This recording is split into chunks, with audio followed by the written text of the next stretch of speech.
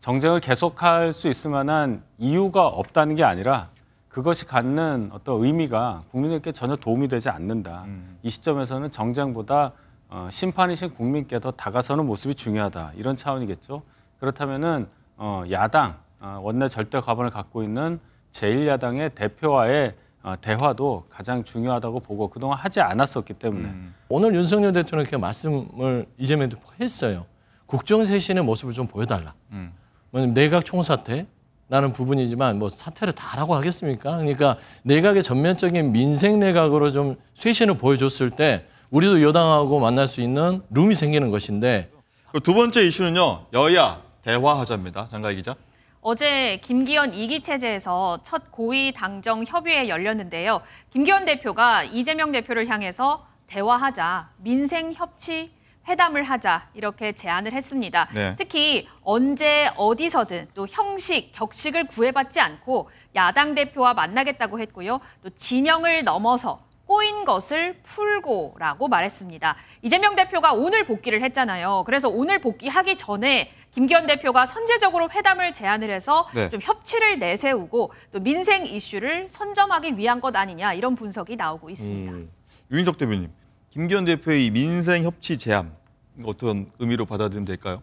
저희가 그 김기현 2기라고 하죠. 지난주에 새로 바뀐 이후에 예를 들어서 정쟁성 어떤 현수막도 철거하고 저도 주말에 봤어요. 네. 바뀌었더라고요. 예, 정쟁성 뭐 논평도 자제하고 그러고 있습니다. 그 이유는 정쟁을 계속할 수 있을 만한 이유가 없다는 게 아니라 그것이 갖는 어떤 의미가 국민에게 전혀 도움이 되지 않는다.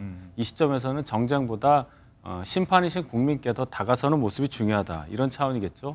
그렇다면은 야당 원내 절대 과반을 갖고 있는 제1야당의 대표와의 대화도 가장 중요하다고 보고 그동안 하지 않았었기 때문에 하지 않았던 것도 있고 못했던 것도 있고 그런 것을 다 떠나서 이제부터는 다 그것은 과거로 돌리고 앞으로를 위해서 서로 적어도 민생에 관련해서는 잘 얘기를 하자, 협치를 하자 이런 뜻으로 받아들이는 입장입니다. 저희는. 네.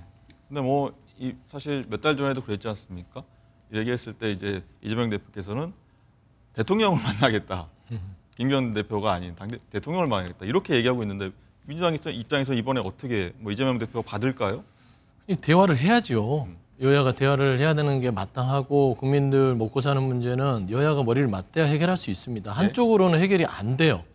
그거는 집권여당이 여당도 알매도 불구하고 결국에는 집권여당인 국민의힘이 용산의 눈치를 보니까 움직이지 못하는 거였다. 저희는 그렇게 판단하는 것입니다. 그래서 대통령에게 이 물꼬를 풀어달라는 게 대통령에게 만나자라는 것이에요. 그랬을 때 대통령실은 거기에 대해서 묵과를 거의 하셨어요. 뭔가 그 역제안은 안 하셨잖아요. 영수회담은 좀 부담스러우니 김기현 대표와 이재명 대표 두 여야 대표랑 해서 대통령이랑 3자회담을 하자 이 정도 던졌으면 쉽게 풀리는 문제인데 다시 그 공이 김기현 대표한테 온 것입니다. 그래서 김기현 대표가 지금 민생을 위해서 협치하는 회담을 하자고 해요. 당연히 받아야 됨이 마땅한데 오늘 이재명 대표가 이런 얘기를 했죠. 선결 조건이 있는 것 같다라는 생각이 들어요. 저는 그 메시지 속에는. 그러니까 이 만남 속에서 첫 번째는 김기현 대표가 지금 집권여당의 강서구청 패배 이후에 여러 가지의 어떤 그 혁신하는 모습을 보이기 위해서 많은 노력을 합니다. 네. 그중에 하나가 야당 대표를 만나서 대화하는 것인데 과연 이게 진정성이 아니라 하나의 국민들한테 이 어떤 난국을 돌파하기 위한 그냥 하나의 쇼라고 했을 때는 거기에 들러리를 쓸 수가 없다라는 차원이고 오늘 윤석열 대통령께 말씀을 이재명 대표가 했어요. 국정쇄신의 모습을 좀 보여달라.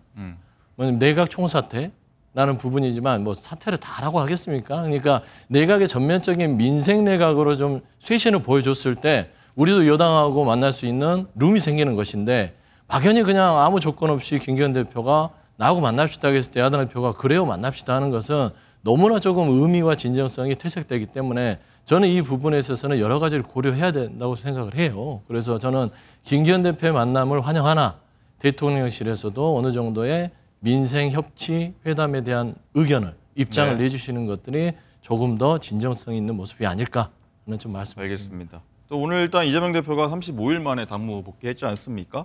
이 김 대표의 회담 제안에 말씀해 주셨지만 어떤 말 했는지 직접 한번 듣고 오겠습니다. 정부 여당의 무능함과 무책임함으로 인해서 국민의 삶이, 이 나라 경제가, 이 나라의 안보가 위협을 받고 있습니다. 국정기조를 전면 쇄신해야 합니다. 무능과 폭력적 행태의 표상이 되어버린 내각을 총사퇴시켜야 합니다. 그것이 우리 국민들에게 정부의 진정성을 확인시켜주는 핵심적인 모습이 될 것입니다. 우리 민주당이 작은 차이를 넘어서서 단결하고 단합해야 합니다. 체포동의안 처리 과정의 일로 더 이상 왈가왈부하지 않기를 바랍니다. 네, 대화하자고 했는데 내각 총사퇴하라 일단 이렇게 받아쳤는데 뭐 국민의힘이 원하는 답변은 좀 아닌 것 같아요. 일단 그렇죠. 저희가 이제 정쟁 자제니까 제가 좀 말씀을 좀 삼가겠는데요. 네. 말씀이 뭐 야당 입장에서는 얘기할 수도 있겠지만 글쎄요. 아까 서영주 대변인도 말씀하셨지만 총사퇴 다 관두라는 얘기로는 뭐 그렇게 이해는 안 하지만은 당무 처음 다시 이제 복귀하셨는데 너무 세게 하시면 저희도 좀 어려움이 있으니 이제 좀 부드럽게 일단 양당 대표께서 만나시고 그런 모습을 보여주시기를 이재명 대표께도 부탁드립니다. 알겠습니다. 그리고 장가 기자, 이 대표가 당무에 복귀하면서요. 가결파 징계 문제에 대해서도 뭐 어떻게 대응할지 관심이었잖아요. 일단 어떤 말 나왔나요? 방금 이재명 대표가 다 얘기를 했는데 제가 한번 정리를 다시 해드리자면 체포 동의안 처리 더 이상 왈가왈부하지 않길 바란다 이렇게 언급을 했습니다. 내년 열리는 총선에서 정부에 대한 심판이 이루어져야 되기 때문에 지난 9일에도 얘기했었죠. 작은 차이를 넘어서자 이렇게 다시 한번 강조를 했고요. 또 민생을 우선시하자는 목소리를 냈습니다. 그동안 정청래 또 박찬대 의원 등 이 친명계 의원들이 비명계 의원들의 이 해당 행위에 대해서 징계가 필요하다면서 계속해서 강조를 해왔었거든요. 네. 하지만 이 대표가 오늘 당 업무에 복귀하면서 우리끼리 이런 일로 뭐 시간을 낭비하거나 소진할 게 아니라 이 여당에 대해서 좀 더 책임을 함께 요구해야 한다라는 쪽으로 목소리를 낸 거죠. 서영주 대변인. 네.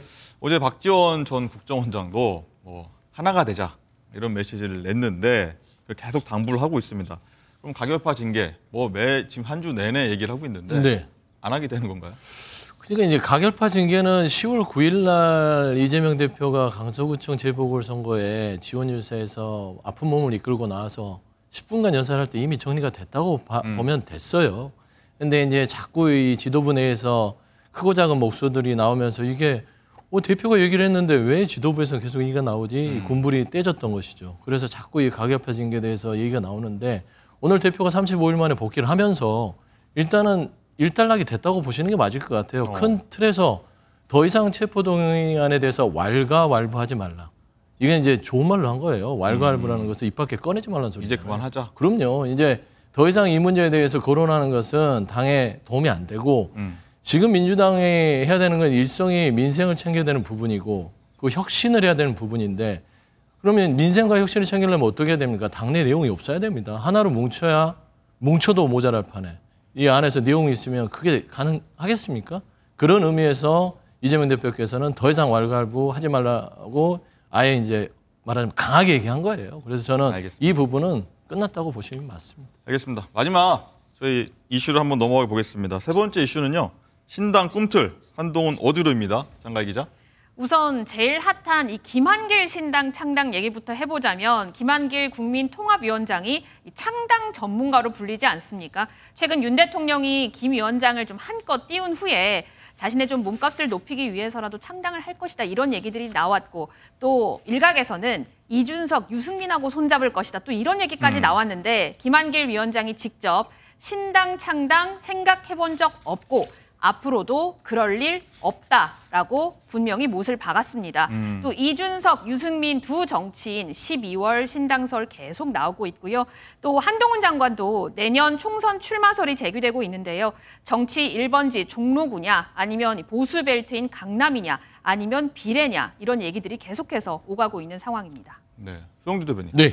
유승민, 이준석 등 여당의 비윤계 정치인 그리고 더불어민주당 비명계 의원들 나아가 제3지대 손잡고 상당한 규모 신당 찰 수 있다는 얘기인데 어떻게 네. 보십니까? 일단 여러 가지 얘기들이 나오는 것들은 이게 따지고 보면 김한길 뭐 지금 국민통합위원장 자체가 이력이 창당 전문이라는 게 따라붙다 보니 몇 그런 달 얘기가 있었죠? 나오는 것 같아요. 당을 잘 만드시는 분이라서 그런 얘기가 나오지만 지금 현재 상황에서는 지금 김한길 통합위원장이 신당 창당한다고 하면 난리가 나는 것이죠. 그래서 뭐 속내로는 그런 마음이 있을지 없을지는 모르나 패턴입니다. 이제 패턴을 분석하다 보니까 여러 가지 정보가 취합된 것인데 예전에 윤석열 대통령 후보 시절에 국민의힘에 대해서 굉장히 부정적인 얘기를 하셨어요. 민주당보다 더 싫고 국민의힘 자체는 뭐 예를 들면 못모 약 먹은 그런 사람들이 모여 있는 곳이다. 아주 여기는 부숴버려야 된다라고 얘기했던 그런 것들과 지금 최근의 행보들이 국민의힘이 참패하고 나서 김기현 지도체제에 대한 어떤 신뢰가 떨어지는 것이고 그러다 보니까 지금 통합이 회의를 했을 때 지금 김한길 통합위원장에 대한 여러 가지 애정을 표현했을 때 전 그런 부분에 있어서 이거 윤석열 대통령께서 김한길 위원장을 신당에 어떤 앞장서서 세우는 어떤 그런 도구로 쓰지 않을까라는 그런 추측들이 나오는 것이죠.